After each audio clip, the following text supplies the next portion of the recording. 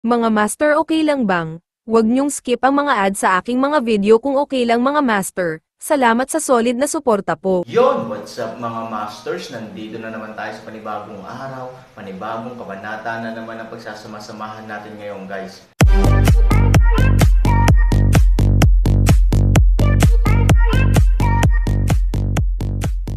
Bali mga masters, kung bago ka pa lang po sa aking YouTube channel, please click the subscribe button, lalong-lalo na po yung notification bell guys, para maging connected pa rin tayo sa isa't isa at maging updated kayo sa mga susunod ko pang video. Bali mga masters, bago natin umpisahan ng kwento ay mag-shoutout po muna tayo para sa mga solid nating tagapakinig. Shoutout kay Norlisa Sugay, shoutout kay Roberto Tolintin. Yun na nga mga masters, no? Bali hindi na ito patagalin. In 3, 2, 1, let's go!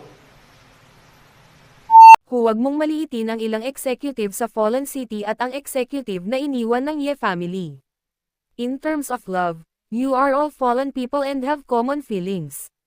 Sa publiko, maraming bagay na dapat pamahalaan sa itong malaking lungsod sa unang pagkakataon at kailangan mo ng maraming tulong mula sa iba, kaya, sabi ni Aaron.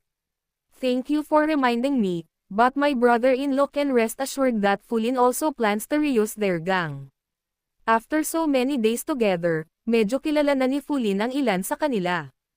Alam din niya na may kakayahan siya at kulang sa display platform. Bibigyan ko sila ng sapat na pagkakataon. Well, it's getting late. Oras na para pumunta sa syudad at ngayon palang naranasan ang digmaan. Marami pa ring trabahong dapat bumawi pagkatapos ng digmaan. Magpahinga muna tayo. Aaron na kalsada. Aalis na si Fulin. Magaling na ang bayaw ko at si Ate Ivory, at magaling na si Kuya Moyang. Pagkatapos ay yumoko si Fulin ng may paggalang at umalis. Ngumiti si Moyang, kung gayon ay hindi ko naiistorbahin ang inyong mag-asawa upang makapagpahinga. Magandang gabi. Matapos silang makita, muling isinara ni Ivory ang pinto at nilinis ang kama para sa Aaron. Ngumiti si Aaron, hindi ba dapat may itatanong ka sa akin? Bahagyang huminto si Ivory. Puno ang taset na pagkakaunawaan ng mag-asawa. Gayunpaman, umiling siya at ngumiti, naniniwala ako na mayroon kang dahilan para gawin ito, kaya hindi mo na kailangang magtanong kung bakit. Sinusuportahan ko ang gusto mong gawin. Masayang niyakap ni Aaron si Ivory, humiga sa kama at nakangiting sinabi, ayusin si Fulin na pamahalaan ang lungsod. Una, ito lang ang sinabi ko, at pangalawa, ito ay para tumulong. Ang pamilyang Fuya, kasama ang mga dapat mahulog sa lungsod, ay nakaranas ng maluwag na listahan ng 30 katao, ngunit tulad ng nakikita natin, pagkatapos ng lahat, ang pamilya Fuya ay may kaugnayan pa rin sa mga taong iyon sa pamamagitan ng dugo.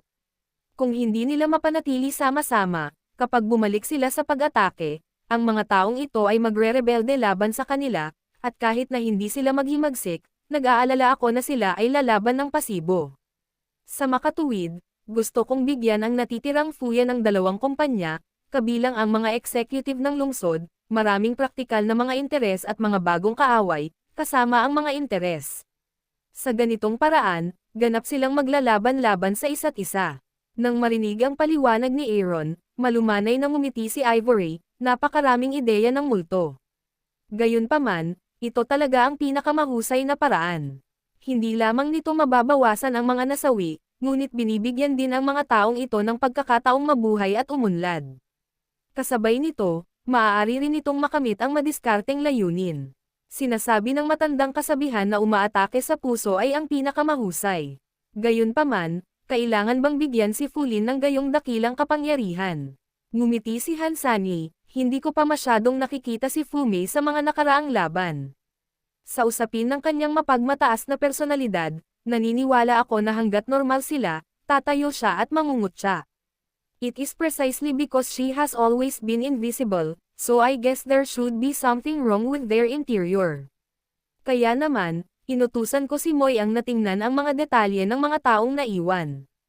Tulad ng inaasahan mo, daan ng suying siya. Oo, si Fulin ay kapatid ni Fumei. Para sa akin, siya ay isang malaking isda. Mayroon siyang 2 linya ng salungatan, kaya pinakaangkop na ilagay siya sa harap ng oposisyon. Aaron na kalsada. Tumanggo si Ivory, ang pinakamahalagang bagay ay si Fulin ay kapatid ni Fumei, na isang medyo malaking target ng paghihiganti sa puot sa amin. Gayunpaman, ito ay isang malaking target na kami ay napawalang sala mula sa krimen at idinagdag sa post, kapag kung ano ang nangyari sa mga executive ng Fuchan na kinuha ni Fuchan, ang mga taong iyon ay magiging walang takot na makipag-away sa kanila. Ngumiti si Han Sunyi, karapat dapat itong maging asawa ko, medyo transparent ito, sa iyo. Palagi akong natututo ng ilang balahibo, sinabi ni Ivory at tumingin sa Aaron. May isa pang kahulugan ng paggawa kay Fulin bilang Panginoon ng Lungsod, na sadyang maglagay ng bombang oras sa dalawang pamilyang Fuya. Nagkatinginan ang mag-asawa at Bam-ulong, tulungan mo si Mei, nang siya ay nasa ilalim. Bigla niyang nakita na ang kanyang sariling kapatid ay maaaring kumuha ng posisyon ng Lungsod Lord. Ano kaya ang iisipin niya, kapag mayroon na siyang mas mabuting pagpipilian? Magpapatuloy pa ba siya sa kasalukuyang trahedya? Malinaw. Ito ay malamang na hindi, siguro balang araw, makakakuha pa tayo ng ilang sekretong impormasyon. Ngumiti si Ivory. Tumango si Aaron. Oo, para sa kapakanan ng aking asawa, nagpa siya akong mag-order ng higit pa. Nahulog ang mga salita, hawak ang Aaron ni Ivory, at agad na tumalikod, halos sa parehong oras, sa ilalim ng gabi. Ang isang hukbo ay kumikilos ng mabilis. Storytelling channel sa YouTube. Malamig ang hangin sa gabi, at kahit ang mga buto ay masakit. Ang kalagayan ng kapaligiran ng mismong pamilya ng demonyo ay masama at hindi maihahambing sa lupain ng Central Plains, kaya madalas mahirap magkaroon ng mga pedestrian sa lugar ng pamilya ng demonyo sa gabi. Karamihan sa mga tao ay nagtatago sa lungsod o kahit na natutulog ng ligtas sa kanilang mga bahay. Tanging ang maliit na grupong ito ng tropa ang patuloy na lumalakad laban sa hangin. Isa pa, mukhang nagmamadali siya. Mabilis silang naglakad laban sa malamig na hangin, na para bang natatakot sila na sa sandaling huminto sila, may masamang mangyayari. Ang kanyang ina, talagang ayaw kong hayaan ang Aaron na iyon na manalo sa ganitong paraan. Sa harap ng koponan, dalawang simpleng stretcher ang bawat isa ay nakapatong ng isang tao. Bagamat may nakatikip na kubrekama sa katawan, ito ay simpleng lino, na hindi makalaban sa malamig na hangin.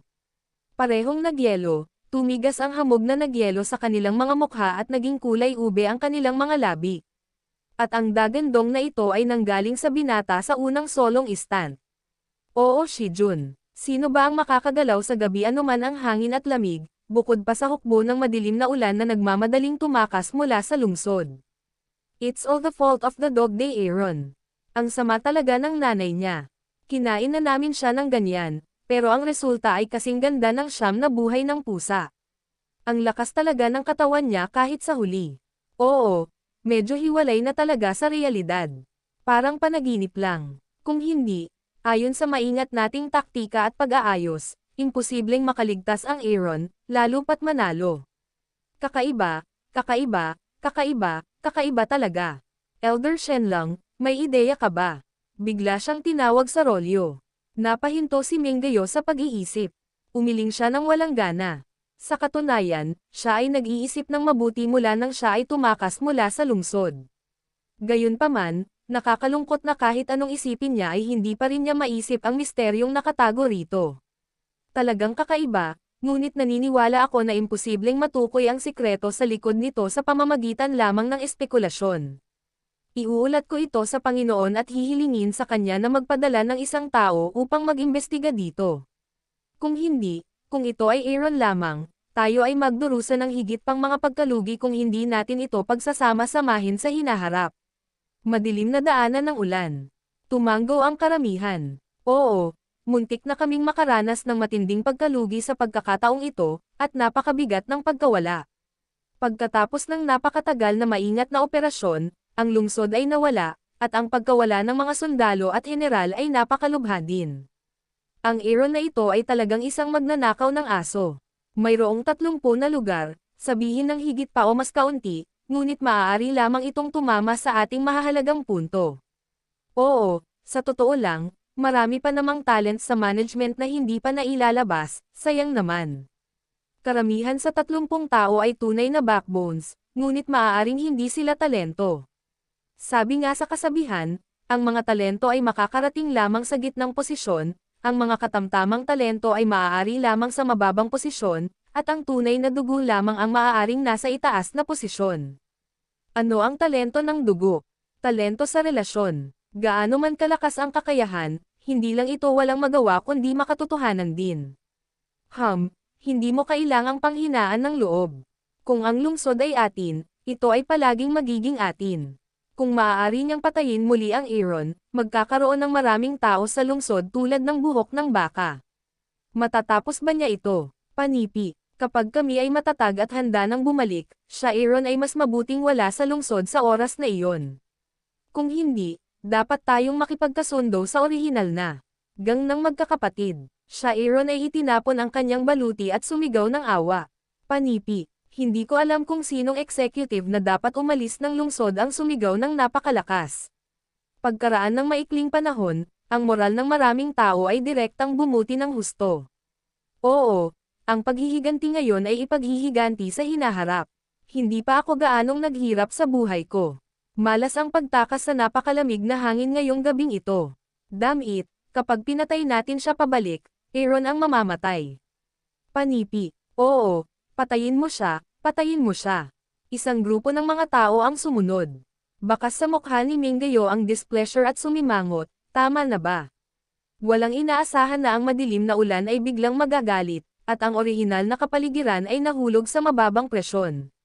Si Zuyan Shua lang, sa pangkalahatan, ang nakakaramdam ng dahilan ng galit ni Mingayo.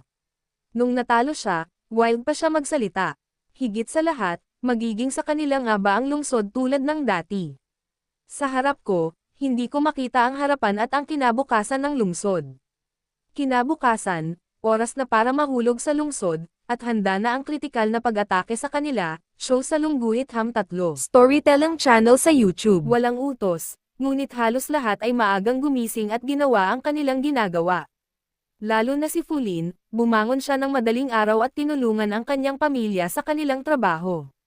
Halos lahat ng mga senior executive ng Fuya at Yingluo ay muling itinalaga sa mahahalagang posisyon. Naturally, mayroon silang mas mataas na posisyon kaysa dati, at karamihan sa kanila ay mas mataas kaysa sa opisyal na promosyon na ipinangako ng Aaron.